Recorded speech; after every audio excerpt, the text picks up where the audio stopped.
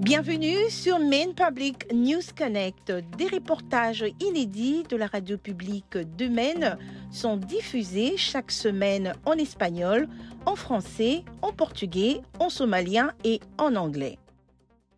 Vous êtes sur Maine Public News Connect et bienvenue à vous. Très heureuse de vous retrouver en ce vendredi 23 décembre 2022. Je suis Victoire Liwanga et voici tout de suite les principaux titres de l'actualité de cette semaine.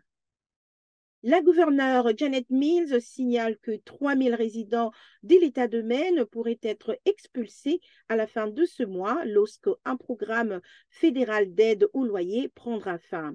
Plus de 34 000 foyers de Maine ont eu recours à ce programme au cours de ces dernières années, dont de nombreuses familles sont des familles de demandeurs d'asile. Signalant qu'au début de ce mois, la gouverneure Mills a proposé une loi visant à prolonger temporairement ce financement et à fournir une aide au chauffage pour faire face à la hausse de coûts de l'énergie. Mais les républicains ont bloqué cette législation en demandant une audience publique.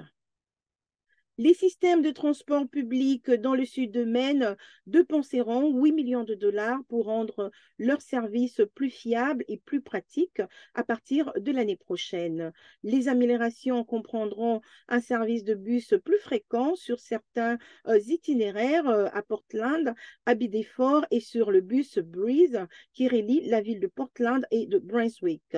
Le financement servira également à réduire de moitié les tarifs de transport en commun dans la ville de Portland et de South Portland ainsi que de Biddeford pour une période limitée en 2023, afin d'essayer de ramener plus d'usagers dans le système. Le financement provient d'un paquet de dépenses fédérales visant à aider le pays à se remettre des impacts économiques de la pandémie de COVID-19. La communauté cambodgienne de Maine célèbre les nouvelles initiatives qu'elle a lancées cette année et envisage des nouveaux projets. L'une des nouvelles initiatives lancées cette année consiste à former davantage des membres de la communauté pour qu'ils puissent travailler en tant qu'interprètes, notamment pour aider à résoudre les problèmes liés aux soins de santé et à l'immigration.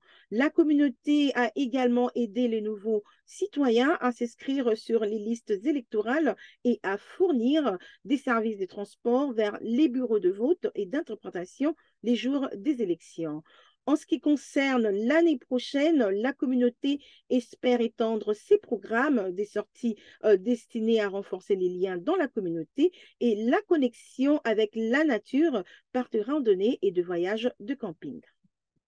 Le conseil scolaire de Portland a accepté la démission du superintendant Xavier Botana suite à une controverse concernant le paiement tardif des salaires du personnel. Monsieur Botana avait prévu de prendre sa retraite en juin 2023, mais il a indiqué que les problèmes persistants de paye du district sont la raison pour laquelle il se retire maintenant. Monsieur Botana souhaite laisser les nouveaux dirigeants mettre un terme aux problèmes de paye. Sa démission prend effet le 31 janvier 2023.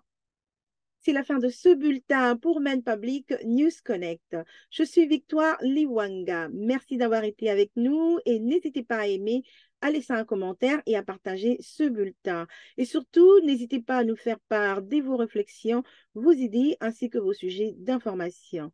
Vous pouvez nous suivre chaque vendredi sur Facebook, sur YouTube ou encore sur mainepublic.org, ainsi que sur toutes les télévisions communautaires de l'État de Maine. Vous pouvez également vous abonner à notre bulletin d'information ainsi qu'à nos groupes WhatsApp en utilisant le lien ci-dessous dans notre description, afin de rester voir des vidéos dans votre langue préférée. Merci encore de nous suivre et de nous soutenir. Je vous retrouve au prochain numéro. D'ici là, portez-vous bien et passez un excellent week-end. Maine Public News Connect est en partenariat avec des organismes exceptionnels de partout dans le Maine qui s'engagent à fournir un accès aux nouvelles et aux informations importantes pour tous. Nous tenons à remercier tout particulièrement les organismes suivants pour leur soutien et leurs efforts. Maine Immigrant Rights Coalition, Present Maine, les communautés congolaises et angolaises de Maine, Amjambo Africa, Catholic Charities of Maine, Greater Portland Immigrant Welcome Center, Portland Adult Education, Portland City Office of Economic Opportunities, Prosperity Maine, Maine Health Access Foundation, ainsi que l'organisme Maine Humanities Council. Maine Public News Connect a été rendu possible par des donateurs individuels, des entreprises et des fondations de partout dans le Maine, et plus particulièrement par Seaport Credit Union, Hannaford Supermarkets, IDEX, Kohu and Patricia Ewan, Maine Housing et Sam L. Cohen Foundation. Merci pour votre précieux soutien. Maine Public News Connect est aussi rendu possible par Kohu et Patricia Ewan qui s'engagent à combler les différences culturelles dans nos communautés. Juntos. Ensemble. Warajir. Junto.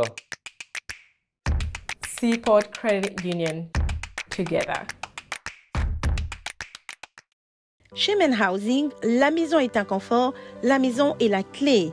Maine Housing est là pour aider à rendre les maisons plus chaudes, plus sûres et plus abordables pour les habitants de Maine. Pour plus d'informations, visitez le site internet www.mainhousing.org pour une liste complète des services.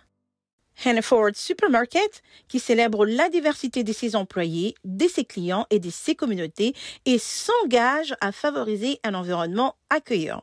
Ensemble, ils sont plus grands que des produits d'épicerie. Et pour en savoir plus, rendez-vous sur le site internet www.hannaford.com. Si vous souhaitez également soutenir ce projet, veuillez contacter Corey Morrissey au 207 232 02 41. 207 232 02 41.